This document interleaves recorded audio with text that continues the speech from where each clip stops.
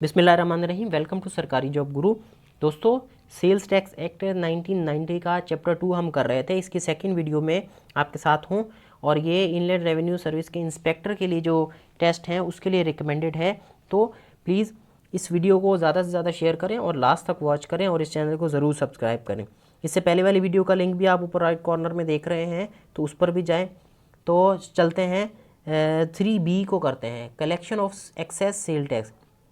जो sales tax ज़्यादा जमा हो गया है उसको किस तरह से कलेक्शन उसकी हो गई है तो उसको किस तरह से डील करना है। तो 3 में क्या कह रहा है 1 में कि ऐसा शख्स जिसने किसी भी टैक्स को कलेक्ट किया, वसूल किया, गलत नीयत से या धोखे से या गलती से, ठीक है, किया, जो कि लागू ही नहीं होता, ठीक है, जितना टैक्स बनता था उससे ज़्यादा हो गया है, ठीक है, गलती से हुआ है या जानबूझ के हुआ है, जैसे भी हुआ है, तो वो जितना टैक्स बनता था उससे ज़्यादा वसूल किया है, जिसका असर सारिफ तक पहुंचा है। अब वो टैक्स वसूल करेगा जब, तो उसका असर क्या होगा, ज़्यादा टैक्स वसूल करेगा तो चीज़ की कीमत बढ़ जाएगी और जो कंज्यूमर है, जो सारिफ है, आम आदमी है, उसको ज़्यादा पैसे देने पड़ेंगे। तो वो असर क्या होगा, सारिफ तक पहुंच गया तो वफाकी हुकूमत को वो जो एक्स्ट्रा टैक्स है ना वो वाला रिटेलर जो है ना वो जमा कराएगा। रिटेलर नहीं, सॉरी, वो जो बंदा है टैक्स का, सेल्स टैक्स जो कलेक्ट करने वाला है, वो एक्स्ट्रा टैक्स जो है ना वो वफाकी हुकूमत की तरफ जाएगा। अब उसका क्या सीन है, दूसरे में देखते हैं कि सुप्रीम कोर्ट या हाई कोर्ट के किसी भी फैसले या किसी कानून को देखते हुए कोई भी रकम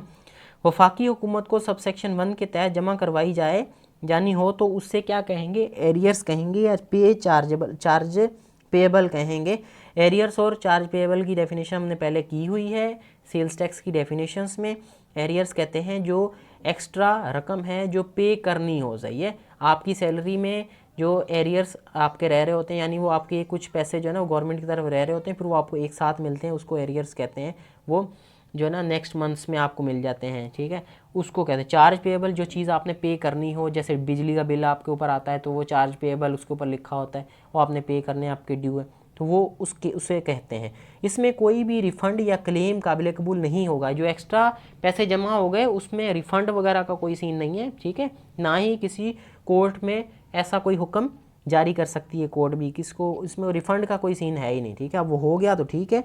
उसका दूसरे उसके तरीक़ाकार हैं वो आगे हम देखते हैं। 3 में कह रहा है कि अब कोई टैक्स जिसका जिक्र सबसेक्शन 1 में हुआ है उसका असर कंज्यूमर तक हुआ है या नहीं हुआ, उसको प्रूफ कौन करेगा, वो टैक्स वसूल करने वाला उसको प्रूफ करेगा कि हाँ भाई ये चीज़ है, इसका असर कंज्यूमर तक जा चुका है, ठीक है, वो उसको प्रूफ करेगा। ज़ीरो रेटिंग, ये बहुत इंपॉर्टेंट सेक्शन है, ठीक है, इसको लाजमी आप देखें, गौर से सुने कि सेक्शन 3 को मद्देनज़र रखते हुए सिवाय सेक्शन सब सेक्शन 1A के बाकी तमाम अशिया पर टैक्स जो है ना 0% रेट पर लिया जाएगा। अब ज़ीरो रेटिंग किसको कहते हैं, ज़ीरो रेटेड गुड्स किसको कहते हैं, यानी गवर्नमेंट सेल्स टैक्स उन पर नहीं लेती, उन अशिया पर, ठीक है, और लेकिन जो इनपुट पर वैल्यू एडिड टैक्स है वो उसका क्रेडिट जो है ना अलो करती है, ठीक है, वो उसका जो है ना क्रेडिट उनको मिलता है, बाकी जो है ना टैक्स उसमें सेल्स टैक्स वसूल नहीं करते। अब वो कौन सी अशिया हैं जिनके ऊपर ज़ीरो रेटेड टैक्स होता है। पहली है कि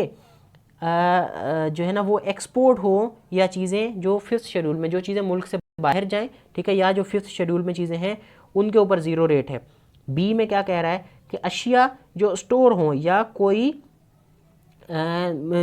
भी चीज़ जो रोज़मर्रा की अशिया हैं, ठीक है, ऐसी व्हीकल पर हों, जैसी कन्वेंस में हों जिसकी डायरेक्शन मुल्क से बाहर की तरफ हो, यानी वो मुल्क से बाहर जा रही हो, मुल्क से बाहर किसी डेस्टिनेशन पर हो, तो उसमें इसी तरह से जैसे कि सेक्शन 24 कस्टम एक्ट में बताया गया है, इसी तरह से उसको जो है ना उसके ऊपर टैक्स ज़ीरो रेटेड पर वसूल होगा, सही है। फिर 5 में क्या कह रहा है कि change in rate of tax, ठीक है, रेट ऑफ टैक्स में चेंजिंग अगर आ जाती है, ठीक है, तो अगर टैक्स के रेट में कोई तब्दीली आई हो, ठीक है, तो उसको किस तरह से डील करेंगे। ए में कह रहा है कि रजिस्टर्ड पर्सन ने कोई टैक्सेबल सप्लाई की हो तो उस पर टैक्स उसी हिसाब से लिया जाएगा जितना सप्लाई करने के वक्त था, ठीक है, जब वो सप्लाई कर रहा था उस वक्त जो टैक्स लग रहा था उतना ही अदा करेगा, बाद में भले बढ़ गया हो तो बढ़ने वाला टैक्स वो अदा नहीं करेगा, ठीक है। बी में कह रहा है कि इम्पोर्टेड चीज़ों पर टैक्स उस हिसाब से वसूल होगा जितना उस पर लागू होगा, ठीक है, जैसा कि नंबर 1 में है कि अगर अशिया मुल्क में घरेलू सार्फिन की कंजप्शन के लिए आ रही हैं तो टैक्स उस तारीख के हिसाब से होगा जो गुड्स डिक्लेरेशन पर लिखा हुआ है। सेक्शन कस्टम एक्ट के 79 सेक्शन के मुताबिक। यानी गुड्स डिक्लेरेशन क्या है, जो चीज़ें बाहर से आ रही होती हैं ना उनके साथ एक वोचर टाइप का होता है, तो उस पर जो भी टर्म्स एंड कंडीशंस लिखी होती हैं उसके ऊपर उस चीज़ की प्राइस और जो भी बिल वगैरह है वो भी बना होता है और उसमें डेट लिखी होती है। तो उस डेट में जो उस डेट पर जो भी टैक्स है, जो भी टैक्स का रेट है उस हिसाब से वसूल होगा। दूसरे में कह रहा है कि लेकिन अगर अशिया वेयर हाउस से क्लियर हो तो जो उस तारीख पर उस पर जो तारीख हो 104 आर्टिकल के मुताबिक, तो उस हिसाब से भी वसूल किया जाएगा। ठीक है, अगर चीज़ें जो है ना वेयर हाउस में क्लियर होके जा चुकी हैं। फिर बात कर रहा है कि लेकिन अगर goods declaration provided that goods declaration गाड़ी आने से पहले दे दी, यानी जो सामान है वो अभी आया ही नहीं है, सही है, और गुड्स डिक्लेरेशन 3 दिन पहले आ गई, ठीक है, तो जब सामान एक्चुअली पहुंचेगा यहाँ पर अनलोड होगा तो उस तारीख, उस पर जो तारीख होगी, वो जो तारीख होगी उस हिसाब से टैक्स वसूल किया जाएगा। और मज़ीद ये कह रहा है कि अगर वो टैक्स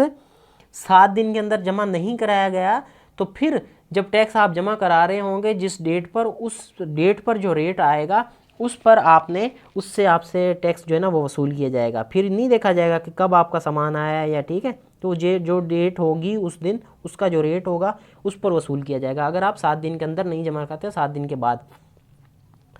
छठे में है time and manner of payment. पहले में क्या कह रहा है कि इंपोर्ट किए गए आइटम्स पर सेल्स टैक्स इसी तरह लिया जाएगा जिस तरह कस्टम ड्यूटी वसूल की जाती है, कि लेकिन कस्टम एक्ट तब तक लागू होगा जब तक वसूल जो है ना बात टैक्स कलेक्शन और पेमेंट की है। ठीक है, कस्टम एक्ट चीज़ें बाहर से जो आती हैं उसके ऊपर कस्टम ड्यूटी लगती है, ठीक है, इसी तरह सेल्स एक्ट भी वहीं पर चार्ज होगा, लेकिन सिर्फ और सिर्फ कस्टम एक्ट उस वक्त लगेगा सेल्स टैक्स के मायनों में जब तक टैक्स वसूल करने की बात हो रही, बाकी सेल्स कस्टम एक्ट की बाकी कोई भी शिक इस पर लागू नहीं होगी। 1A में क्या कह रहा है अभी नीचे, कि किसी भी कानून और protection of economic reforms act 1992 या किसी और कोर्ट के फैसले के जो कि पास हुआ हो या पहले या बाद में फाइनेंस एक्ट 1990 के पास होने के, या फिर जो है ना कस्टम एक्ट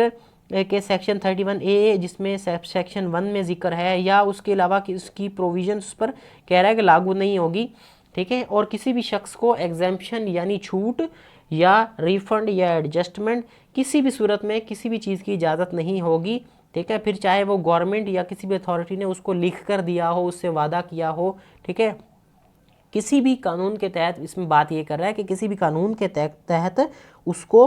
कोई भी छूट, कोई भी एग्जेम्पशन, कोई भी रिफंड या एडजस्टमेंट कभी भी नहीं मिलेगा, भले उसको किसने लिख के दे दिया, FBR ने, फाइनेंस मिनिस्टर ने खुद लिख के दे दिया है कि हम आपको रिफंड करेंगे, रिफंड का कोई भी सीन नहीं है इसमें, ये कह रहा है। ठीक है,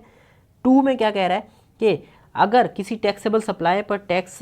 पीरियड में टैक्स रजिस्टर्ड पर्सन से उसी तारीख पर लिया जाएगा जो तय होगी। ठीक है, यानी किसी भी टैक्सेबल सप्लाई पर, ठीक है, टैक्स जब लिया जाएगा रजिस्टर्ड पर्सन से, ठीक है, यानी जो बंदा टैक्स दे रहा है उससे टैक्स किस हिसाब से लिया जाएगा और किस तारीख पर लिया जाएगा जो गवर्नमेंट तय करेगी। ठीक है, उसके बाद या उस जो है ना वो नहीं होगा। ठीक है, लेकिन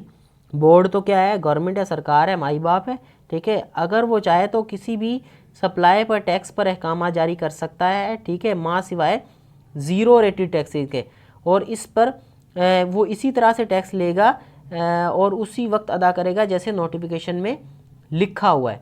ठीक है, और फिर 3 में कह रहा है कि टैक्सेबल सप्लाईज, ठीक है, कि टैक्सेबल सप्लाईज पर टैक्स से नीचे दिए गए असूलों के तहत होगा। ठीक है, वो किस तरह से होगा, कौन से असूल हैं। ठीक है, अगर बोर्ड की तय करदा बैंक में जमा कराए, बोर्ड जो बैंक जमा कहता है कि भाई इस बैंक में जो है ना टैक्स आप जमा कराएं। ठीक है, दूसरे में क्या कह रहा है कि या जो तरीका बोर्ड बताए, बोर्ड बोले कि भाई हमें ट्रेजरी बिल्स में दे दो, ठीक है, उसके अलावा वो जो बॉन्ड्स बनते हैं या जो है ना मुख्तलिफ चीज़ें होती है उसके तहत, या कैश में जमा कराओ, तो वो बोर्ड की सवाबदीद है, वो बोर्ड जैसे चाहे वैसे जमा करा सकता है। ठीक है, अब वो बोर्ड की सवाबदीद है, बोर्ड जैसे हुक्म देगा वैसे टैक्स जमा कराएंगे। ठीक है, तो ये था चैप्टर 2, इसको मैंने कोशिश की इसको सॉल्व करने की और आपको जो है ना वो समझाने की। बाकी इसका चैप्टर बहुत लंबा है इसलिए इसको पार्ट्स में मैं कर रहा हूँ, इसकी बाकी वीडियोस भी इंशाल्लाह मैं जल्द अपलोड करूँगा। तो फिल वक्त इतना ही, thank you for your support.